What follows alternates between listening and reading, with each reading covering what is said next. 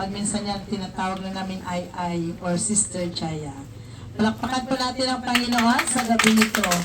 At siya po ang magdadala ng mensahe. Ni Lord. May lang no, nga gabi, salamat gid sa aton gwapahon nga MC. Aroy. Makiko na lang sinong katambi, salamat gid nga di ikaw sa gabi nga dya. Thank you gid no. Talaga ako gani sa Bible, maswerte. Okay lang na no, nga mabisaya ko lang. Kaya sa ka, nagtindihan. Tagalog Bisaya, okay lang ra. Nakon to sa may Bible, maswerte ko no, ang gapayan sa mga napatayan. Tungod dapat kuno dumdumon ang mga bi na kitara ko no mapapatay, no? Mapapatay kitara. Tungod nakatangdo kuno na. Di kampi. Akon pagkadaron tadi makikita sa Jonas. Pero bagudan ang sinuligi ang unagid nga gabi. Ang agatin ang unagid nga gabi. Aging kwentuhan to party sa mangganan kay Lazaro. Ang dalawa ang hinayanan lang to, langit lang kag impyerno. Kag alam ko to, request ng mangganan, alam ko kung pili ko no, napabayanan si Lazaro sa kalibutan, agad walian, anang mga kapukto pa ko nung nabilin ng mga lalaki. Pero nako ni Abraham, hindi rin pwede. Minang pulong sa daron to ang Ginoo. Minang manugwali sa daron to. Kag sa gabi nga dya, isara ko sa manugwali kay gingambal ni Abraham. Makiko na lang sinong katabi, basi ko na ko masunod. Kawa masunod yung manugwali, no? Nakon, isara ko no. Kaya dali, ako daron nga mga pulong, makikita dya sa book ang Jonas. Pero bago dyan, napangaway ka na yung tanan nga magtindog ay ma-pray kita. Ma-pray kita, Lord, sa gabi nga dya. Salamat kay Ginoo sa kay kayo na Lord nga makawali kami Ginoo imong mga pulong. Laman ko Lord, medyo masakit ang natabo. Tungaging baoy mo ron Lord ang tatay Ginoo, ang pamilya. Pero man pangabay Ginoo, kabay pangay mong Holy Spirit, mamangida maga-comfort sa bawat isara, kag mamangida magabuli Ginoo sa kananda nga tanan Lord. Lord sa gabi nga dya Lord, magawali ako imong mga pulong, buligi ako Ginoo, kag buligi Lord ang nagaparamati. Salamat gid sa mong Holy Spirit. In Jesus' name we pray. Amen. Ang aking pagadaran ng mga pulong makikita sa Jonas. May isang propeta nga anangaran si Jonas. Ang una, ang Nineveh, kag ang Israel, mahigpit gid gaawayan sa daginan. Grabe gid na away ang Nineveh kag ang Israel.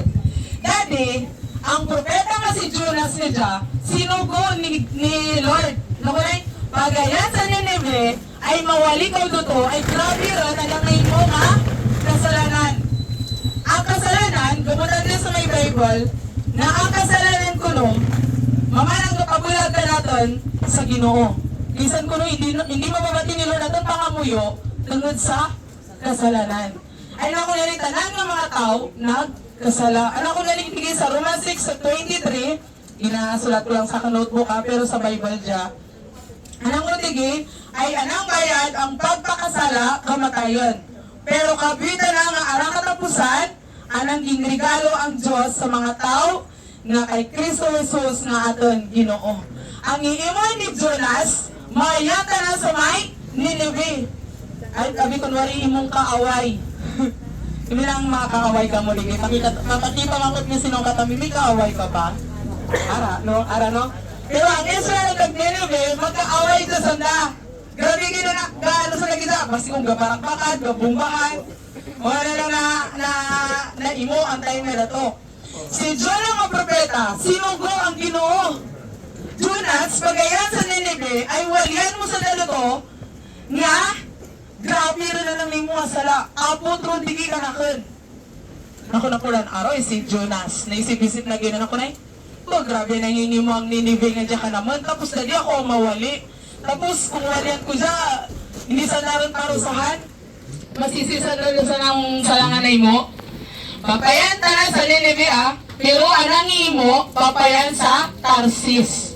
Ang papayan sa Nineveh, 550 miles. Kung balik-balikan mo ang libertad po ililo, naapat mo, balik-balikan na nimo agayan ka na sa Tarses nga anang rayo na to 182 alin sa Iloilo pag mo balik-balik 182 mo balik-balik 2,500 miles. Mama na nang piling ni Jonas. Hindi na lang kayo nga ipapayan ka mo sa Sibato, pero yung ngayanan sa Cebu. Cebu ako ng Cebulo. Marami na tabunan kayo nito. Ako na ito mga Sibato kanok-kuno, basi na ito, gaya doon sa Ililo, doon sa Cebu. Sa Siba, di ba kayo pag-iriyan na hingayanan? Ano hingayanan? Ano napapayanan ni Lord ka na? Marapit lang sa Cebu, ako wali, sa Sibato ta na lang mapayan. Pero ano hingayanan? Dutugib sa Cebu. Parurano nga si ang pakikan bala. Kamulan, mamanra, kaysa. Naunan ka mo kaysa, kita na mamala, no? Ako na naamin ko, gid. Nga kaysa nasubok kita ng Ginoo, oy ay, pagbasa ang Bible, oy, pag-pray, Domingo na di pagsimpa. Pero kaysan, ato napili, matanong ako na ibalang, pambalang. Ipili, Lord, mapana kayo dadi, mapangupras, ako lang nga na ibala dadi. Mamandro na natuningin mo paro kay Jonas na to. Iniwan ako, loging takasano si Jesus, mamandro na si Lord. Itakasano si Lord, nanuto ka na ginagayan sa may marayo. Nga, marapit na napapayanan ni Lord, duto ka na ginapayanan sa may marayo. Mamandro na noon, mamandro na rin doon nababagsagan kaysa sa kanindo. Isa naman, mapamula ko ka na, hindi ako nagsimba. No? Maraming pagkakataon na, no? Maraming pagkakataon na kaysan, nabaliwala natin ang sugo ang Ginoo, nga mamanggid gali ang pinaka-importante. Kaysa napili natin ang pinaka-mabilay, napili natin ang pinaka-marayo, nalilipatan natin, nga mas masadya gali, nga una-un ang Ginoo, tungod kasulat sa Mateo 6:33, seek ye first, unon tang Ginoo ay tugro na kunudan, ang tanan natin nga mga pangangailangan. Di ba lang pakanta na yung Ginoo? Ako na pala yung natin. No? Ang malakang kita na eh. Ako na to, ang duto sa daron ko no, sa tungang laod. Aroy, bumagyo. Bakit lang bagyo gid na grabe gid. Ang dalo yun, doon ng balay. Ang barko siguro na tumadang na sakayan, dalusotron sa dagat. Una doon ko na makarapol din ko na ng mga mga parte ng mga lawas ang ang barko, doon magubulkan. Grabe gid ka dos. Tapos, ang tripulante, siguro na lang kanilang, tanan nga Diyos, yung pangamuya ng daran, araragid, gapaskag pagin na gapaskag. Pagbalikid na kay Jonas, gakaturog. Kita kaysan, di pagtiroron nga datugali kitang dahilan, gakaturog kita, no? Pakiko na ni sinong katambi, bakit ako na to? No, kaysa na, ang pagtiraw na yaran, mukgid na si Jonas. Dako, basa nilo ang Jonas na dige, mukgid ang Jonas na nangang nga, tanang sulat dito ang Jonas. Ang grabe rin ang pagtiraw, magkakaratabo, si Jonas na nakatanang dahilan, nakaturog-katurugan na lang. Alim magkaturog ng pagtiraw, magkakaratabo sa tan mga kabi, ging ice rin, turugan na daw, lang aaradan. Ang kupras, aradan, agbaraturo na kupras. Ating aradan, katurog-katurugan ko lang. Pero kay San gali ang pagtiraw, padumdum ka natin. Uy, basikon. May pangako kita sa Ginoo nga ara na to ningi mo. Basikon, may sugo si Lord nga agayan kita sa Cebu, nga sa Sibato na patagbayan. No? Pakiko na yung sinong katambi. Pura lang. Pakiko na sa agad. Tapi kita jadi gini kita liugo, no? Ang kaysa kaysa nagsadyo sa dagig, atong akong unod ba lang, magkasara dyan. Pero pag ice, kaysan buong natin pa nadumduman nga magpanawag sa Ginoo, no? Pero kaysan kaparong kita kay Diyos nga, katurugan pa na ya. Katurugan ko lang alay kung Domingo, makaturugan ko lang. Napagayan sa simban. Pero ang pinaka-importante galinigid, dapat dumduman natin. Na si Lord mamanang may kapot atin mga kabi. Na si Lord ko lamang pinaka-the best para ka natin. May mga nagkakaratapuman nga bukan mo sa Diyos atin mga kabi. kabubutan na ng Ginoo. Agan ma-appreciate natin nga tanagid ang may tagya aton mga kabi. No? Palakpakan na yung Ginoo. Ang luto sa naron sa may loud, agburunot-burot. Ako sinugit ka ba isang may sala? Ay hindi na naman laman nga si Jonas eh. Arasan ako, agparang amoy sa da. Agburunot-burot sa da, kung sinugit ang may sala nga ba sila to ang bagyo, hindi mapapot. Kag nabunot, si Jonas Gid. Dali pinamangkot. Ano imong hingi mo? Nakunay? Agtakas. Ingtakasan ko si ang Ginoo. Ang sa may Bible, may kasulatan, nga si Lord kuno sa langit, pero ang kalibutan, ralapakan lang anang siki. Pero si Jonas, aligpas ko ng loob, nga ingtakasan na ang sugo ang Ginoo kanana. Pakikon sino katabi, hindi tara ni Mon. Pakikon, may tako na hindi tara ni Mon. Hindi tayo mo na to. Ay, hindi na tara ni Mon. Ay, si Lord ang may kapot ang tanan. Abira din kita magpantago. Kita gid ang Ginoo. Aroy na to. Parang mo yung sandaan. Tira to, yung pinamakoton. Ano yung masala? Naku na po dan. Ako na ng dahilan. Ako ni Jonas. Ako na ng dahilan na agbagyo. Ang bagyo pamibukon-bukon. Ang nakasikit pala. Nakon pilakanin ako sa dagat. Mamana na maka palinaw. Tilang mga tripulante nakulban. Naku ninja. Mapapilak kami. Nakon bugsaya taron lang. Mapabilit kita. Away, bumal na lang ang bugsay. Binagsayan. Ang yalang bagyo. Mas malala pag-ibigay sa ano? Sa nuna. Naku ninja. Ang bagyo na yung ugatan pagid. Silagid naman yan merong bagyo. Naku na, ipilak kanilo ako sa lagat. Dahil kung mga moya sa naginood, akong ipilak naman sa lagat. Ara kami rin sa rabatan ha? Wala na ng mga tripulante. Pati sa lingkol man sa naroon sa Ginoo. Sa, ay lang, Diyos-Diyos ako sinuro na yung pantawag na tulutong ang mga Diyos-Diyosan. Inadlutan sa Ginoo ni Jonas. Pagpilak sa dagat, aglinaw. Linaw-linawan gid. Kagalaman nilo ang natabo, ang mga tripulante, ingadlutan sa Ginoo, agtugro ang halad sa Ginoo, kag agpangako na maglilingkod sa nakuno sa Dios ni Jonas. Ni balakpakan ta na ang Ginoo. Apil ka kasutan si Jonas. Minang natabo para nga masadya. Ako nagpakiko na sino katami minang natabo para nga masadya. Ano? Minang natabo para nga masadya. Kaya nang sunod diligi, ang pagkalagpak ni Jonas sa may dagat, niyag sambot ra kanana na mabal nga isda.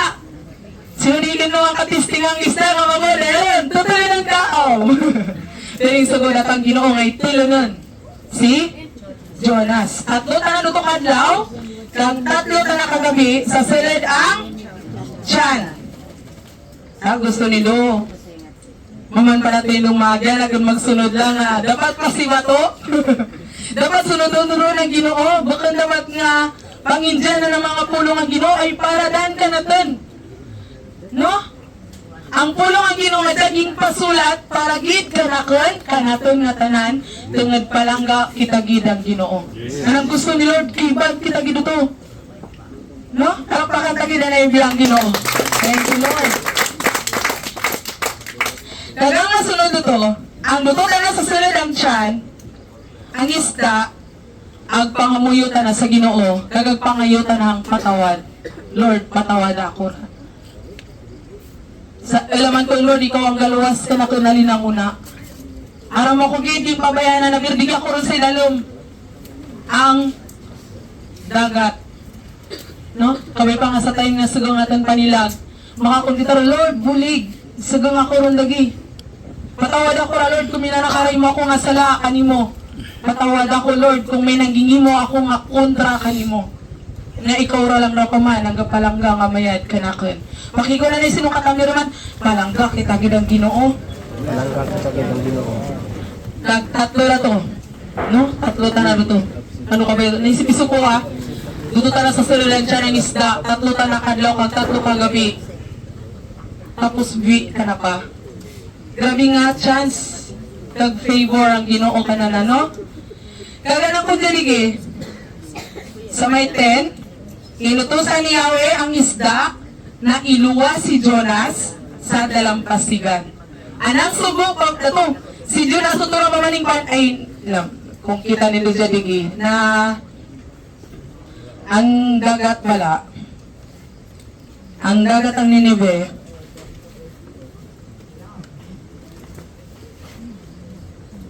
lagi tay, ang blue, kita yun ang dandan talaga danang Ninive, dagan Chupa, dagan Tarsis.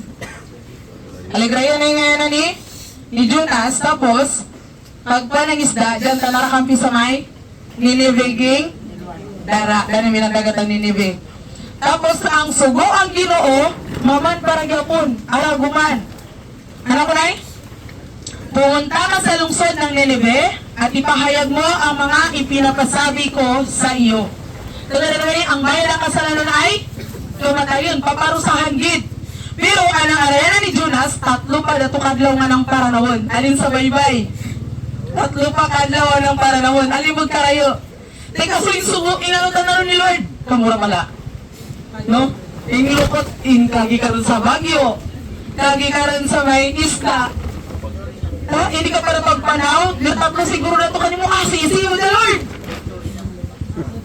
No? Makikita sino ka kami. Kaya ko na ito kung karakot. Yung subo? 3 pa kadlaw. Job. Anang ingwali ni Jonas bukan marako. Lagi-lagi na ang ingwali ni Jonas.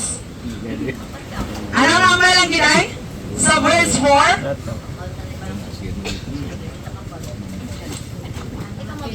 Anong kundige? Sa sibulo. Sa 4. Lagi. Gugunawin ng Ninive pagkaraan ng 40 araw. Ang gugunawin ko ng Ninive pagkatapos ang 40 kadlaw. Mamalang din ang naging wali ni Jonas. Alibog katagod. Kumalang din ako na yung kambal. Pero ang absunod din ngayon ang mga verse, basahin ko rin lang. May Tagalog ako na ginabir payuan. Tagalog siya. Sige. Pagkati ka mo okay na lang rano ako. Bago ka naman na siga kang pangambal. Lagi. Sa Jonas sa 3, sa 5, hasta sa 6. Pagkabati na na ito ang wali ni Jonas, na ito lang gina, anong kulay? Naniwala ang mga taga-roon sa pahayag na ito mula sa Diyos. Kaya, nag-ayuno silang lahat at nagdamit ng panluksa bilang tanda ng lubos na pagsisisi at pagtalikod sa kanilang mga kasalanan. Dato lang ang naging ambal ni Jonas. Nung naging kaibanan ka ng Ginoo. Ibagit kali ang tao nga may kakaiban ng Ginoo. Anong power doon na ito ni Lord? Anong conviction doon? Kung may ginawali ako mandalig si Lord ang kaysa nagkabulig ka nito, nag-explain pagit sinong spirit. No? Alibod ka powerful ang Ginoo. Parang tabi si Lord. Thank you Lord. Kahit may kasubuan pa na ito anong hari, pagbasal ko pag-izadigi. Pagabot sa 10, lagyan ako sa verse 10. Nakita ng Diyos ang kanilang pagtalikod sa kasamaan, kaya hindi na niya pinarusahan ang mga ito tulad na kanyang naunang sinabi. Thank you, gid kay Lord. No? Minang naiimo man kita nga sobra pa kay Jonas. Minang dyan kita man kaysa na naamal niya nakasasakit sa ng kagipuson ng Ginoo. Minang mga naimo kita kaysa nga bukon kabubutan ng Ginoo. Pero ang pinakamasadya, kung magpangayo kitang patawad kay Lord, handa ka naging magpatawad ka natin. Abi magsingin na lang, hallelujah! Thank you Lord! Thank you Lord sa Ginoo. Ang pangangkot nige. Ulatan ta makabay nga tirawan kita pa bago kita masunod sa Ginoo. Hindi rin, no? Kung dadi may suguro ng Ginoo ka natin, sunod ron. Makiko na nislo ka tayo sunod kita. Masunod kita. Kag, ang pamangkot ni Diya, ibilin ko sa bawati sa kanito. Paiwan kung ara chance nga para kay Jonas. Paiwan kung ang sa time nga sa bagyo ging bawi tanang Ginoo. Ang sa time nga dyan ka sa pagtiraw ing bawi ka orang Ginoo. Ang sa time nga dito tanang ginagpak sa isda ging bawi tanang walang Ginoo. Pag muraan mo kung dyan ka sa pagtiraw, kung ano man mo naagyan nga dyan ging bawi ka ang Ginoo.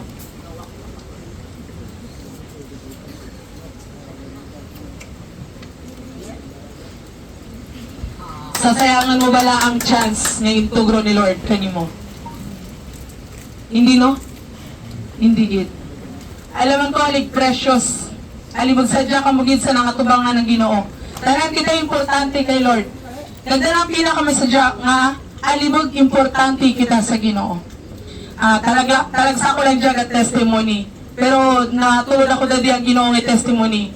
Nadura akan ginikanan sa tunga ang loud. 10 years old ako pa lang. Sinunigang 10 na ng edad. Para ako kay Lucas. 10 years old pa lang, nadura ako nanay kag tatay. Kagakon mga kabugto. Nalunod sa naara sa nakita. Pero napamatulan ko gid nga aragid kapabaya ang Ginoo. Mamay ang pinakamasadya nga best friend. Masadya nga nanay kag tatay. Kag maman gid ang pangako nga hindi kita gid bayan kag hindi kita gid pagpabayan natin. Palakpakan tang Ginoo. Napakabay ko ang tanan sa pagtindog. Ma-pray ako para sa bawat isa ra natin. Thank you, Lord. Hallelujah. Lord, sa gabi nga jaging wali ko Ginoo imong mga pulong. Durugid Ginoo nga salamat, Lord. Sa chance niya, Lord, nga makawali Ginoo simong mga palanggagid ng mga kabataan. Akong pakawali Ginoo, Lord, na imong Holy Spirit. Padayon na magbulig sa bawat isa ra Ginoo ka naman. Kag sa pamilya, Lord. Araron, Lord, si Lolo. Araron si Tatay Ginoo. Pero akong pangabay Ginoo, Lord God. Nga kung adi na kayan si Lolo Ginoo. Diyan na naggustuhon na magpayan Ginoo. Salamat, Lord, sa kailangan, kagkamay pa Ginoo nga dyan, Lord, magtubo sa tagipuson na hindi naman uyang-uyangan ang tsansa maging tugro mo sa bawat isa ra ka naman. Salamat, good Lord. Dayawon ka. Lord, ang tanan nga kadayawan, ang tanan nga pagpasalamat, para dan Lord, tanan kanimo. Dayawon ka, Ginoo. In Jesus' name we pray. Amen. Kung nabalik ko ron sa imse.